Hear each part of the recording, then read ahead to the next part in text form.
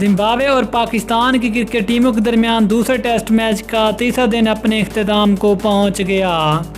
तीसरे दिन के खेल के इख्तिताम के बाद पाकिस्तान की पोजीशन मजबूत। तीसरे दिन के खेल में पाकिस्तान की तरफ से फास्ट बॉलर हसन अली और नुमान अली ने बॉलिंग में तबाही मचा दी।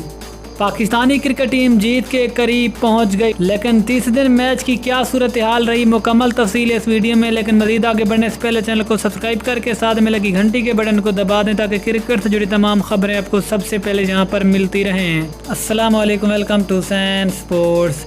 आपको तफसील से आगाह करते चलें कि जिम्बाब्वे और पाकिस्तान के दरमियान दूसरे टेस्ट मैच के तीसरे दिन का खेल अपने इख्तिताम को पहुँच गया। आपको बताते चलें कि पाकिस्तान की पोजीशन मजबूत नहीं बल्कि पाकिस्तानी क्रिकेट टीम जीत के करीब है। तफसीलात के मुताबिक आज जिम्बाब्वे ने 4 किलोमीटर पर दोबारा अपनी इनिंग्स शुरू की और जिम्बाब्वे ने अपनी पहली इनिंग्स में टोटल 132 रन बनाए और इनकी ऑल टीम आउट हो गई।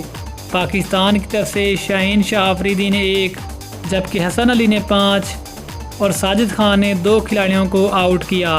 इस तरह जिम्बाब्वे की टीम फॉलोआन का शिकार होगी और पाकिस्तान ने फिर से जिम्बाब्वे को बैटिंग की दावत दी।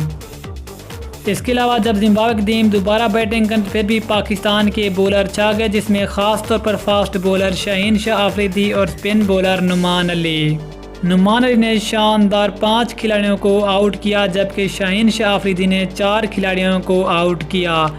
इस तरह 3 दिन का खेल ख़त्म होने के बाद जिम्बाब्वे के अब 9 खिलाड़ी आउट हो चुके हैं और जिम्बाब्वे ने अब तक टोटल 220 रन बना लिए हैं और अब पाकिस्तान को ये टेस्ट मैच जीतने के लिए सिर्फ 1 विकेट दरकार है और तकरीबन 100% पाकिस्तान ये वाला टेस्ट मैच जीत चुका है, क्योंकि अब पाकिस्तान को ये वाला टेस्ट मैच जीतने के लिए सिर्फ 1 विकेट की ज़रूरत है।